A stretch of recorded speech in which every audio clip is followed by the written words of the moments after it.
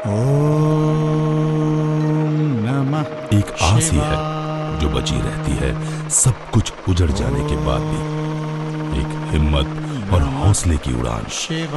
अगर ये टूट जाए तो फिर कुछ भी नहीं बचता। एक बार गिरे तो ना मौका संभलने का और ना ही उम्मीद दोबारा अपने कदमों पर उठ खड़े होने की। उस तबाही में जब पूरी देवभूमि त्राही त्राही कर रही थी, सब कुछ उस सैलाब में बह गया, मगर एक चीज अपनी जगह से नहीं हिली। शिव की भक्ति में भीगी हजारों साल पुरानी वो आस्था और उसकी जीती जागती प्रतिमूर्ति भगवान केदारनाथ का ये मंदिर।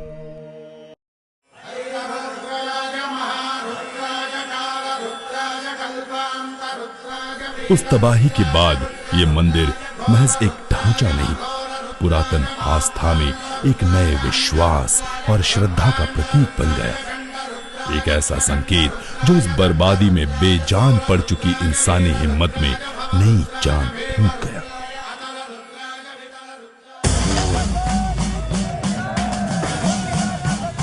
हमने शपथ ले ली, बाबा के धाम को फिर से बसाना है। देवभूमि से जुड़ी श्रद्धा, भक्ति और विश्वास को बिखरने से बचाना है।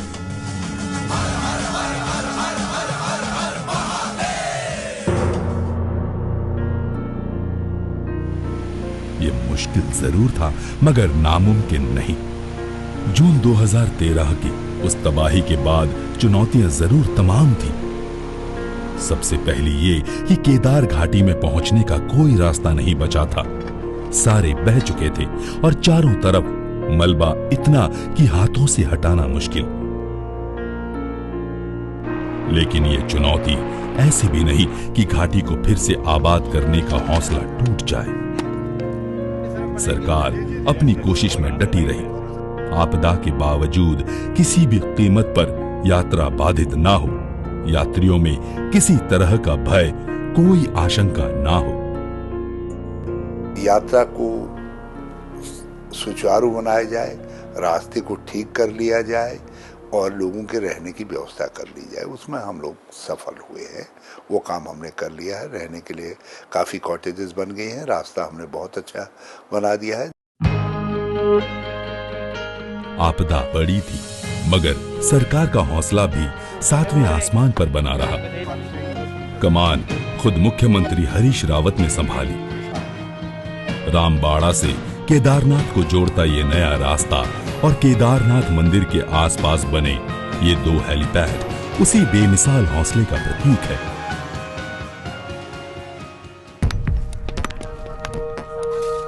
उत्तराखंड PWD और नेहरू इंस्टीट्यूट ऑफ माउंटेनियरिंग के होनहार जवानों और उनके अथक प्रयासों से बनी सड़क और हेलीपैड ने जैसे घाटी को फिर से बसाने का पूरा रास्ता साफ कर दिया। सबसे पहले तो यात्रा का रूट पूरा खुल गया है।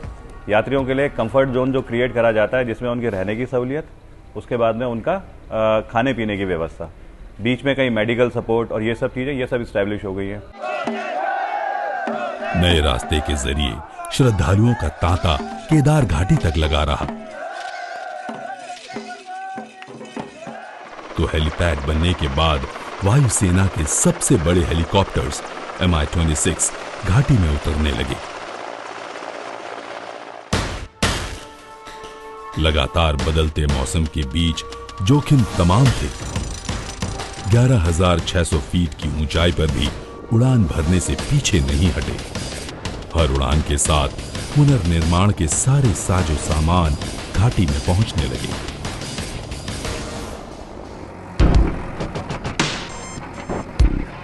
चट्टानें हटाने के लिए क्रेन और जेसीबी, मलबा ढोने के लिए बड़े ट्रक, रास्ता साफ करने के लिए ऑल टेरेन व्हीकल। भक्ति के साथ जुड़ी इस मशीनी शक्ति ने पहाड़ जैसी चुनौतियों के सामने उत्साह आसमान जितना ऊंचा कर दिया।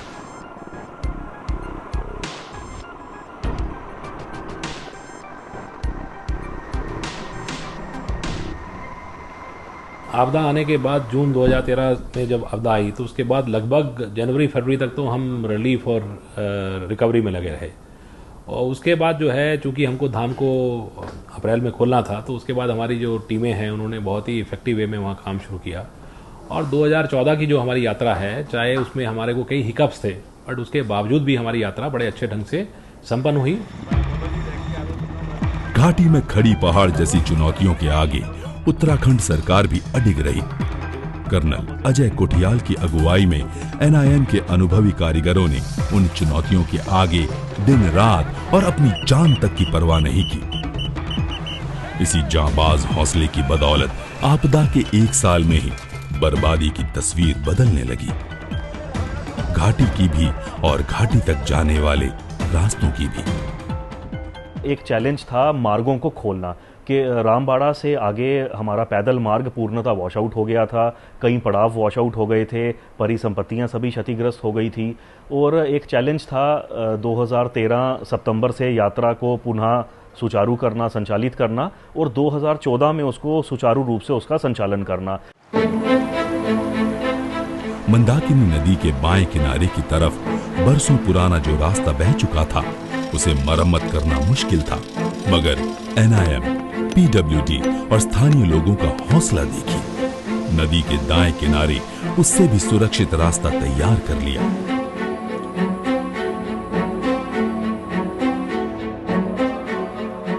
आपदा से पहले केदारनाथ जाने का रास्ता गौरीकुंड से रामबाड़ा होते हुए 14 किलोमीटर का था।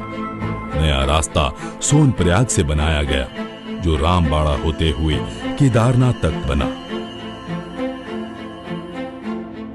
वो मार्ग अब ऐसा है जिसमें हम यहाँ तक कि शीतकाल में भी पैदल यात्रा चला सकते हैं।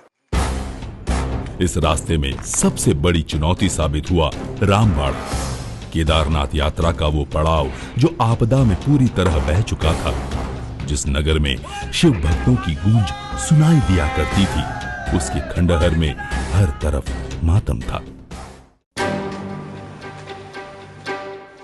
लेकिन जज्बा देखिए, रामबाड़ा से केदारनाथ के बीच 8 किलोमीटर लंबी सड़क के लिए काम भारी बर्फबारी के बीच भी चलता रहा। आज इस रास्ते पर छोटे ट्रैक्टर और OTV दौड़ते हैं। पैदल यात्रियों और सामान ढोने वाले खच्चरों का तांता बड़े आराम से चलता दिखाई देता है।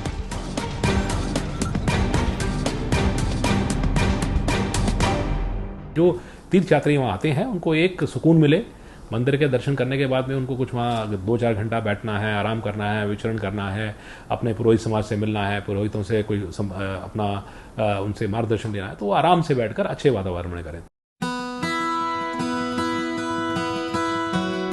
सड़क के साथ पूरे रास्ते में दुकानें, पानी पीने का इंतजाम और रेन शेल्टर बनाए गए हैं, ताकि किसी भी आफत में लोग खुद को महफूज रख सकें।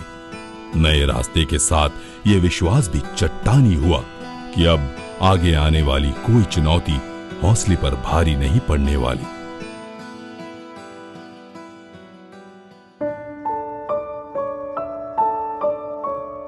देवभूमि की रौनक बहाल करने का सिलसिला जोर पकड़ता गया। तबाही से मिले सबक ने खाका पहले ही तैयार कर दिया था। कवायद शुरू हुई केदारनाथ मंदिर और पूरी घाटी को इसी सौंदर्य से संवारने की। यही वो तस्वीर है जो केदारनाथ में कुदरत की तबाही के आगे इंसानी हौसले की मिसाल पेश करेगी।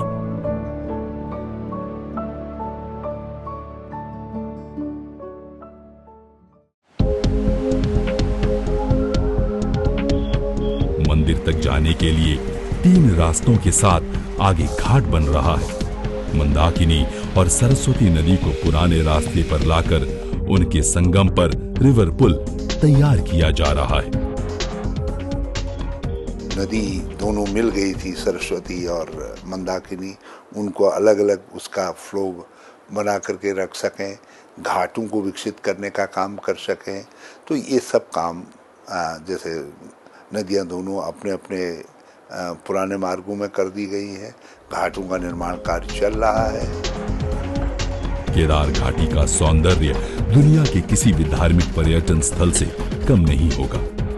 रिहाइश के लिए नए घर, कॉटेज, दुकानें, होटल, रेस्टोरेंट केदार धाम में सब कुछ मौजूद होगा। इसके साथ पुख्ता होगा ये भरोसा कि अब किसी भी आफत में मंजर 2013 की आपदा जैसा नहीं होगा।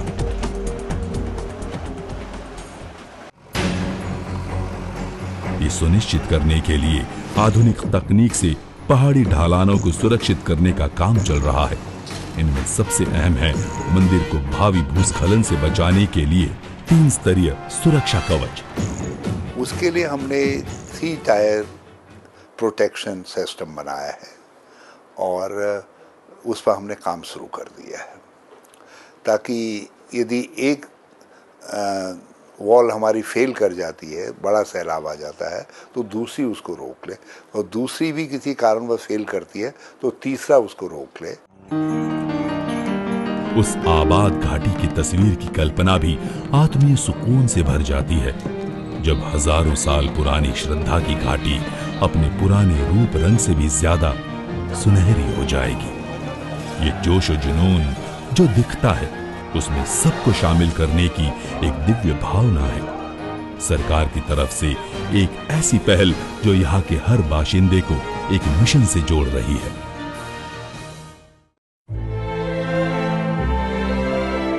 उस बर्बादी में जिनके घर बार उजड़ गए थे, दुकानें बह गई थी, उन्हें मुआवजा तो पहले ही दिया जा चुका है।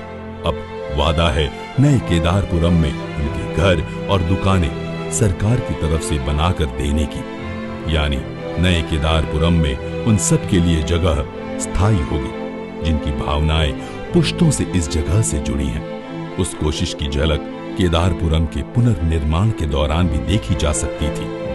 मंदिर के आसपास जिन जगहों पर घर और होटल नेस्तो नाबूद हुए, उनकी जगह तैयार खड़े हैं ये आधुनिक टेंट और कॉटेज।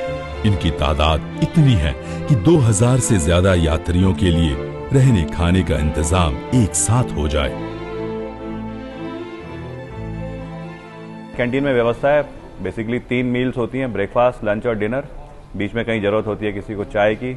तो कॉस्ट हमने वैसे रखी है कि जो कॉस्ट मान लो देहरादून में जो खाने की है, वही खाने की कॉस्ट वहां पे भी आ रही है। पुनर्निर्माण के वीरान हुई घाटी में चहल पहल इतनी बनी रही कि आपदा के बाद पहली बार कपाट बंद होने के बाद यात्रा चलती रही। लोग बर्फ से भरी घाटी में दर्शन के लिए आए। इन अस्थायी रिहाइशों में सुविधा इतनी है कि किसी भी यात्री को किसी भी तरह की कोई दिक्कत ना हो, किसी आपदा की स्थिति में भी नहीं। ये भरोसा यात्रियों में भी बढ़ता दिखा। उनकी तादाद आपदा के बाद भी बढ़ती दिखी।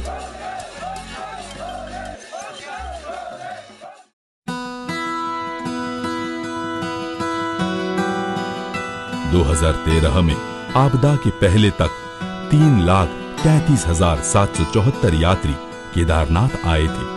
उनकी तादाद 2014 में 40,922 हुई और 2015 में 95,069। अब तो यहाँ पहुँचने के लिए पैदल से अलग हेलीकॉप्टर सेवा भी शुरू हो चुकी है। यात्रियों की रिहाइश से बिल्कुल सटे ही हेलीपैड तैयार है, जहाँ से एक साथ 6 छोटे हेलीकॉप्टर्स उड़ान भर सकते हैं। ये हेलीकॉप्टर्स गुप्त काशी और केदारनाथ के बीच पूरे दिन उड़ान भरते हैं। सैकड़ों की तादाद में रोजाना श्रद्धालु दर्शन के लिए पहुंचते हैं।